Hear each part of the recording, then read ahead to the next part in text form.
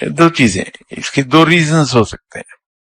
اگر تو میرے جیسا انسان ہے کہ دل میں آلائشیں بھری ہیں، حسد ہے، کینہ ہے، بغض ہے، لالچ ہے، حرص کلام ہے، حرص طعام ہے، خود غرضی ہے، تو دل کو اطمینان نہیں ہوتا.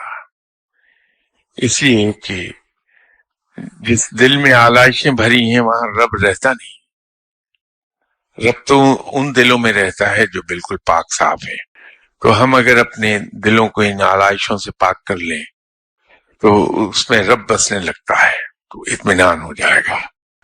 ایک دوسری صورت اور ہوتی ہے، لیکن وہ بڑے نیک لوگوں کا درجہ ہے.